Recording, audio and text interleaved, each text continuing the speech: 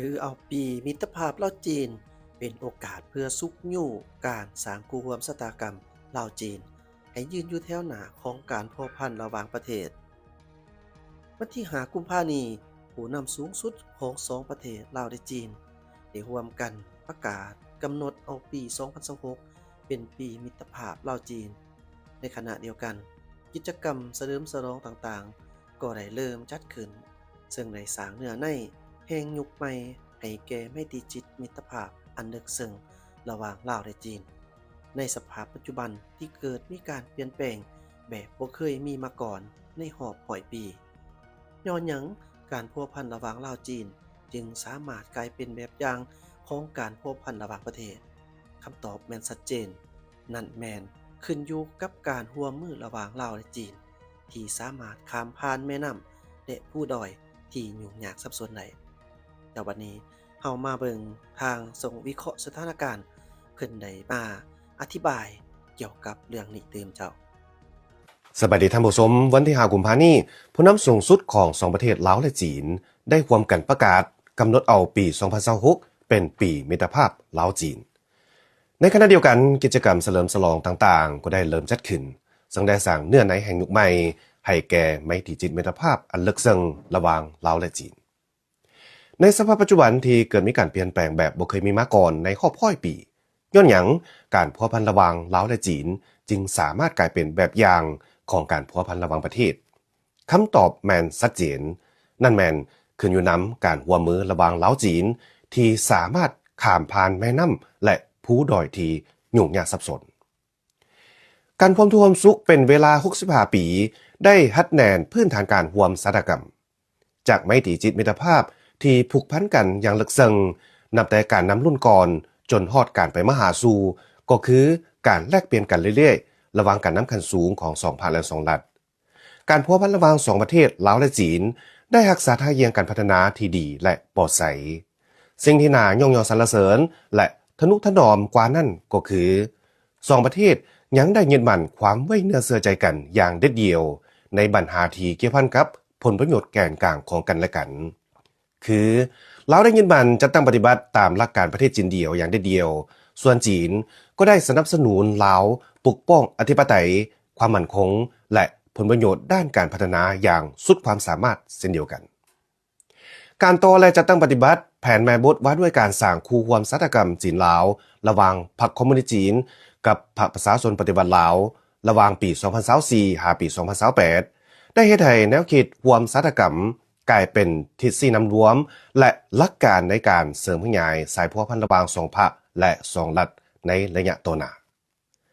การร่วมกันสร้างหนึ่งแล้วหนึ่งเส้นทางได้สร้างพลังขับเคลื่อนที่แข็งแรงให้แก่ไมตรีจิตมิตรภาพลาวและจีนนับแต่เปิดการนำใช้อย่างเป็นทางการมาเป็นเวลา4 ปีกว่าเส้นทางรถไฟลาวจีนได้ขนส่งผู้โดยสารหลายกว่า66 ล้านเทื่อคนและขนส่งสินค้าหลายกว่า16 ล้านตนไปฮอด19 ประเทศความใฝ่ฝันของลาวก็คือแผนยุทธศาสตร์ของรัฐบาลลาวในการหันจากประเทศที่บ่มีทางออกสู่ทะเลให้กลายเป็นประเทศเสื่อมโยงเสริมจอดของภาคพื้นได้บรรลุผลเป็นจริงในเมื่อเปิดปีมิตรภาพลาวจีนโครงการเชื่อมต่อสายส่งไฟฟ้า500 กิโลโวลต์ลาวจีนได้เชื่อมต่อกันตลอดสายเส้นทางสายไหมไฟฟ้าสายนี้มีความยาวทั้งหมด 177.5 กิโลเมตรแต่ละปีสามารถส่งพลังงานไฟฟ้าสะอาด3 ตื้อกิโลวัตต์โมงทั้งช่วยอนุรักษ์สิ่งแวดล้อมนิเวศและสร้างผลประโยชน์ให้แก่ประชาชนเฮ็ดให้ท่าแห้งด้านทรัพยากรของลาวกลายเป็นท่าแห้งด้านการพัฒนาอย่างแท้จริงสิ่งที่น่ายกย่องชมเชยกว่านี้แม่นชีวิตการเป็นอยู่ของประชาชนสืบต่อได้รับการปรับปรุงให้ดีขึ้นและการแลกเปลี่ยนด้านวัฒนธรรมระหว่าง2 ประเทศนับมือก้าวเข้าสู่ระดับลึกซึ้งกว่าเก่าด้วยการช่วยเหลือจากจีนโรงหมอมโหสถของลาวได้รับการยกระดับการปิ้นปัวที่ทันสมัยกว่าเก่าโครงการช่วยเหลือลดพรความทุกข์ยากอยู่ชนบทของลาวได้ช่วยปรับปรุงชีวิตการเป็นอยู่ของประชาชนในท้องถิ่นให้ดีขึ้น8 โครงการใหญ่เพื่อช่วยเหลือลาวได้กลายเป็นแบบอย่างในการแก้ไขชีวิตการเป็นอยู่ของประชาชนลาวในโครงการศึกษาและวัฒนธรรมจำนวนนักศึกษาลาวที่ศึกษาอยู่จีนด้วยทุนการศึกษาต่างๆจากจีนรวมทั้งมาศึกษาด้วยทุนตนเองนับมือเพิ่มขึ้น ให้ได้นักศึกษาลาวหลายเป็นอันดับหนึ่งในบรรดาประเทศสมาชิกอาเซียนที่มาศึกษาอยู่จีนขบวนรถไฟสันติภาพโครงการแสงสว่างในแม่น้ำของและการเคลื่อนไหวการบริการปิ้นปัวต่างๆได้สร้างความอบอุ่นให้แก่ครอบครัวของลาวเป็นจำนวนหลวงหลายนอกนี้ลาวและจีนยังได้ร่วมกันถ่ายทำสารคดี แต่งเพลงและสร้างผลิตภัณฑ์วัฒนธรรมข้ามชาติการความมือดังกล่าวได้เฮ็ดให้การสร้างคู่ความสถกรรมกลายเป็นรูปธรรมและสามารถจับต้องได้โดยยืนอยู่จุดเสื่อมต่อระหว่างการสร้างตั้งสายพัวพันธ์ทางการทูตครบรอบ65 ปี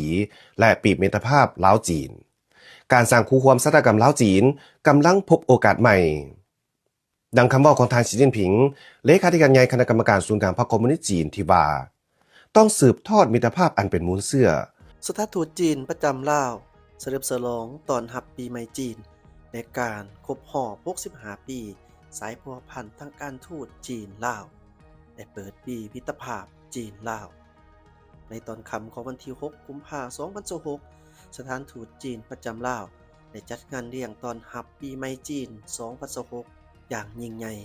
ที่นครหลวงเวียงจันทน์พร้อมร่วมเฉลิมฉลองวันครบรอบ65 ปีแห่งการสร้างต่างสายพัวพันธ์ทางการทูตจีนลาว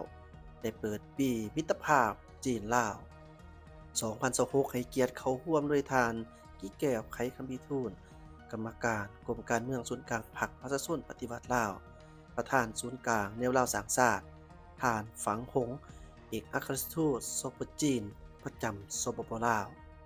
การนำขันสูงเอกอัครราชทูตจากหลายประเทศผู้ตั้งหน้าองค์การจัดตั้งสากลชาวจีนผลทะเลผู้ตั้งหน้าวิสาหกิจจีนสถาบันข่าวสาร CFG ประจำลาวศูนย์วัฒนธรรมจีนนักศึกษาและนักเขียนเพื่อเฉลิมฉลองงานบุญดังกล่าวงานตอนรับได้เปิดขึ้นด้วยการแสดงฟ้อนมังกรและสิงโตที่มีชีวิตชีวาติดตามโดยการแสดงฟ้อนนกพินิกห้องตอนเช้ามืดฟ้อนเทพธิดาและจังหวะกลองซึ่งเฮ็ดให้มีบรรยากาศแห่งความม่วนซื่นคึกคืนในงานตอนรับทานกี่แก้วไขคำพิทูลได้อ่านคำอวยพรปีใหม่จากทานทองรุ่นศรีสุริตเลขาธิการใหญ่คณะบริหารงานศูนย์กลางพรรคประชาชนปฏิวัติลาวประธานประเทศแห่งสปปลาวถึงทานสีจิ้นผิงเลขาธิการใหญ่คณะกรรมการศูนย์กลางพรรคคอมมิวนิสต์จีนประธานประเทศสปปจีนในจดหมายทานทองรุ่นศรีสุริตในนามของพรรครัฐบาลและประชาชนทุกชนเผ่าในลาวได้ส่งคำอวยพรปีใหม่และความเคารพอย่างจริงใจมายังทานสีจิ้นผิง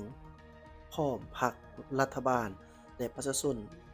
ทุกชนเผ่าในจีนทานกล่าวว่าภายใต้การดูแล